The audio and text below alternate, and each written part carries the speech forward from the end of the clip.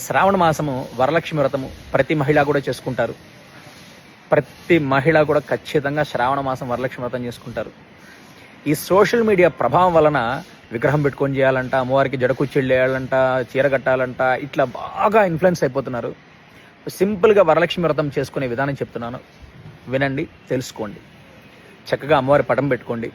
ఆ పటం ముందు ఒక కలశం, ఆ కలశంలో మామిడాకులు కానీ తమలపాకులు కానీ వేసి కొబ్బరికాయను పెట్టి దానిపైన ఒక జాకెట్ పీస్ పెట్టి ఆ కలశానికి బొట్లు పెట్టి అలంకరించుకొని అమ్మవారిని ప్రధానంగా గణపతి పూజ, పసుపు గణపతి పెట్టుకొని ఆ గణపతికి పూజ చేసుకొని, వరలక్ష్మి వ్రతం బుక్ ఉంటుంది, ఆ బుక్ తెచ్చుకొని గణపతికి పూజ చేసుకొని షోడశోపచార పూజలతో గణపతికి పూజ చేసి, అమ్మవారికి కలశంలో అమ్మవారిని ఆవాహనం చేసి అమ్మవారికి పూజ చేసి, అమ్మవారికి పూజ చేసి తోరణాలు కట్టి అమ్మవారికి ఒకటి, మీకొకటి, మీ ఇంటికి ముత్తైదులను ముగ్గురిని కానీ, ఒకరిని కానీ, 5 మంది కానీ, 9 మందిని కానీ, మీ శక్తి కొలది ముత్తైదులను పిలిపించి వాళ్ళకి తోరణాలు కట్టి అమ్మవారికి పూజ చేసుకొని చక్కగా కథ చదివి విని యథాశక్తిగా ప్రసాదాల నివేదన 10 రకాలు చేయాలి, 12 రకాలు చేయాలి, 9 రకాలు చేయాలి, 6 రకాలు చేయాలి, 7 రకాలు చేయాలి. ఇది పోటీ అయిపోయింది ప్రతి ఒక్కరింట్లో మహిళల దగ్గర.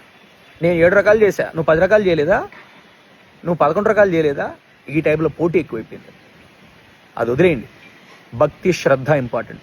సింపుల్గా పసుపు గణపతి చేసుకొని గణపతికి పూజ, షోడశోపచార పూజ, తర్వాత కలశంలో అమ్మవారిని ఆవాహనం చేసి అమ్మవారికి పూజ, అమ్మవారి కుంకుమార్చన, అష్టోత్తరంతో కుంకుమార్చన చేసుకొని అమ్మవారి ప్రతిమ ఉంటే పంచామృతాలతో అభిషేకం చేసుకోండి. ఉంటేనే కలశంలో అమ్మవారిని ఆవాహనం చేసుకోండి. చక్కగా తోరణాలు పూజ చేసుకోండి, కథ చదివి వినండి, యథాశక్తిగా ప్రసాదాలు నివేదన చేయండి. నివేదన చేసి ఆ ప్రసాదం స్వీకరించి ఇంట్లో అందరికీ పంచండి. సాయంత్రం పూట ఇంటికి ముత్తైదులు పిలిపించుకొని వారికి చక్కగా పాదాలకు పసుపు పూసి కుంకుమ బొట్టు పెట్టి, మహిళలకు ముత్తైదులను ఇంటికి పిలిపించి కుంకుమ బొట్టు పెట్టి వారికి 2 తమలపాకులు, 2 పండ్లు, 2 ఒక్కలు, గాజులు, 2 తమలపాకులు, 2 పండ్లు, 2 ఒక్కలు, గాజులు, శక్తి ఉంటే జాకెట్ పీస్ వారికి తాంబూలం ఇచ్చి ఆశీర్వాదం తీసుకోండి. సింపుల్గా వరలక్ష్మి వ్రత పూజ చేసే విధానం ఇది. అంతే తప్ప విగ్రహం పెట్టాలి, ఆ విగ్రహానికి చీర కట్టాలి, కుచ్చిళ్ళు వేయాలి, ఆభరణాలు పెట్టాలి, వెండి సామాన్లన్నీ ఉంటేనే పూజ చేసుకోవాలి, అమ్మవారి ముఖం ఉండాలి, ముఖం ఉంటేనే పూజ చేసుకోవాలి, ఇలా ఎక్కడా లేదు, ఏమీ లేదు. సోషల్ మీడియా ప్రభావం వలన దయచేసి ఇన్ఫ్లుయెన్స్ అవ్వకండి. సింపుల్గా శ్రద్ధ, భక్తి శ్రద్ధలతో అమ్మవారిని పూజ చేసుకోండి. ఖచ్చితంగా అమ్మవారికి అనుగ్రహం ఉంటుంది.